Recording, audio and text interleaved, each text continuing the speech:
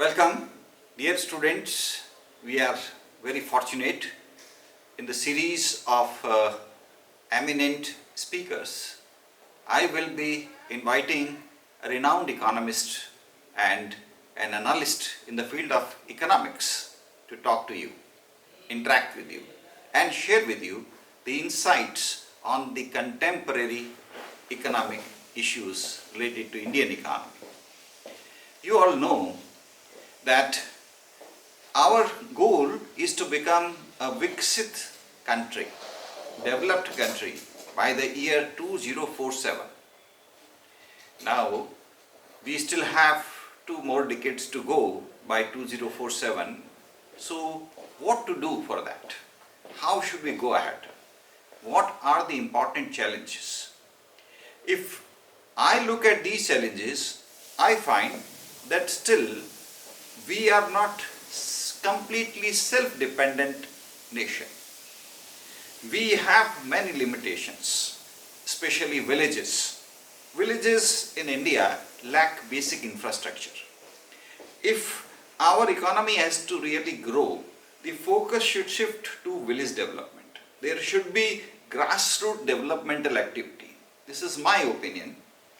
Moreover, now in the contemporary issue, as you have seen, United States has imposed a lot of tariffs on Indian goods. Almost 50% tariffs are there on Indian goods. That makes India's exports to United States difficult. But to solve these kinds of issues, we also need to diversify our international trade with other countries. Other issues that are there are that in spite of the overall consistent GDP growth rate above 6%, we are still not able to achieve balanced economic growth in all aspects. Employment generation has to be increased. Poverty removal initiatives by governments need to give focus on skill enhancement, skill development so that people are able to contribute. Revival of the cottage industries, revival of the traditional industries, revival of the skills of India. Because economic growth cannot happen if we are not able to transfer this economic growth at grassroots level. The problem here is that big industries have been able to absorb new technology and they are able to become global players, no doubt. But small industries face problems. Their technologies are old. They are working on technical traditional industries. Traditional industries have plus point that they are based on sustainable technologies, but they need to be revived and they need to be developed. There are so many other issues which I will present as a bundle to our eminent expert to give his insights. What is his opinion about Indian economy? What should be done to bring growth to Indian economy to solve the Indian economic problems? We have many problems in India in economic terms, and these problems need to be addressed so that we can have a smooth economic development in our country. Because at present, there are many issues in our country which make it difficult for entrepreneurs to grow, for industries to grow. We have seen that China, which was behind India in 1960s or 70s, later on grew much faster than our economy during 1980s and 90s because they were able to create the required infrastructure, they were able to create required policies, economic policies, and they were able to give a big boost to industrial development. I am not advocating that we have to follow China, but my own personal opinion is that our real growth can happen by creating unique Indian path for economic development, which should be based on something like our traditional Indian vision of bringing true developmental framework at grassroots level, at village level, empowering every village, empowering every common people, and reducing the the clutter of bureaucracy, reducing the paperwork, reducing the laws, regulations, making it easier for businesses to flourish, making it easier for agriculture to grow, agro-industry to grow. Economic development can happen, can flourish if the important sectors like services, like agriculture, like rural economy based businesses, enterprises, and like cooperatives and farmer producer organizations, if they are all able to grow. Now let us reach back to our experts. Let us have his expert opinion on all these issues. Sir, very briefly about yourself. Yes, sir. Thank you so much for inviting me in this talk show. Yes. So I am grateful to sir and also the university. I am Indrajit Bandopadhyay. I am the senior manager and HOD University Alliances of IC EduSkills Private Limited. So I have a little knowledge about the economics. I am the student of economics. So what I have acquired throughout my career or life on the Indian economics, I would like to share with you students. So very good afternoon to you all and welcome on behalf of this university. Sir, so already sir has explained in a lucid manner that means how do we develop, because from our studenthood we are hearing that we are a developing economy. So still that developing tag is attached with the Indian economy, and we have already passed, from 1947 we have got our independence. So after that almost 80-90 years, and at that time also we were developing, and in 2025 also we are developing, and we are listening that probably by 2047 we might be developed. We don't know. So we have to search about the very grassroots reasons that why we are still developing and what are the key factors what we have to achieve to be developed. So sir has already mentioned some points. Sir has mentioned in his speech that there will be a growth all inclusive and a certain kind of balanced approach may be taken. Now, as per my view, we know that we are a little bit capital scarce.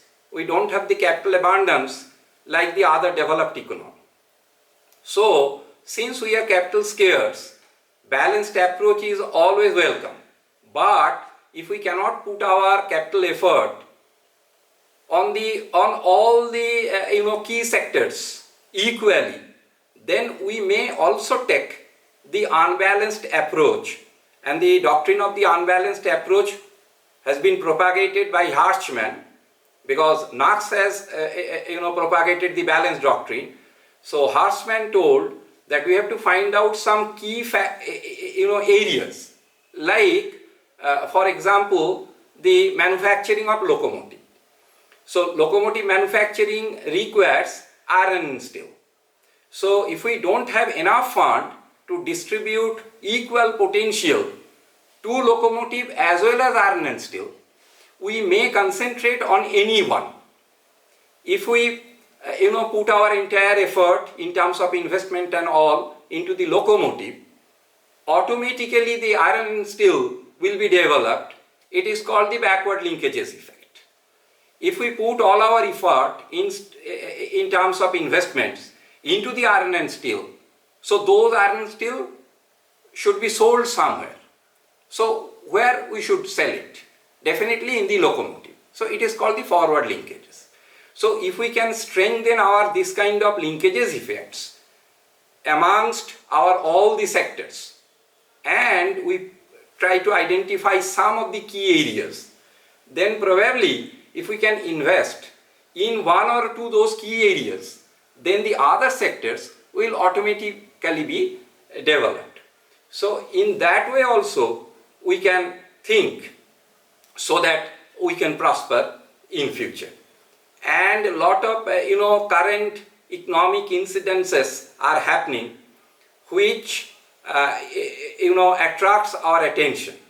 As sir has told that USA has imposed illogically, a 50% tariff on us in the pretext as if we are, funding some war on or etc. And that if we are self-reliant from the first 5-year plan, we are tried to be self-reliant, because the objective of the first 5-year plan, which has been enacted in 1950, one of the major objectives was self-reliance. So if we are self-reliant, then probably this kind of the foreign policies and politics will have a very meager impact on our economy. So Atmanirbhar Bharat is definitely one of the major area what we have to achieve, and that will definitely play a key role for our development and growth. And the Vikshit Bharat. So our central government already concentrated and tried to inject those concepts into ours. So as a responsible citizen, we also should think in the same line. We should reject all the foreign goods to what extent it is lucrative. Still, because we are having our own substitutes of all those goods. So we also should be very restrictive in our buying processes, in our purchasing preferences. We should select our own good. Then definitely our own manufacturing sectors, all big and smalls, will be survived, will be developed. Our own employment will be generated. Skills will be increased. Skillful education will get some pace and thrust. So in that manner, sir, hopefully we will achieve our objectives by 2047. Thank you, Professor Bandyopadhyay. Wonderful views. Dear students, I would like to summarize this discussion for you.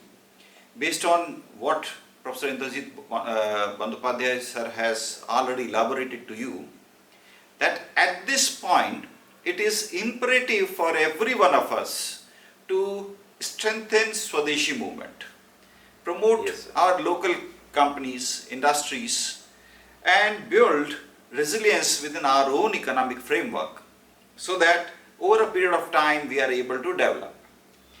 We may not be able to achieve completely balanced development, but no problem.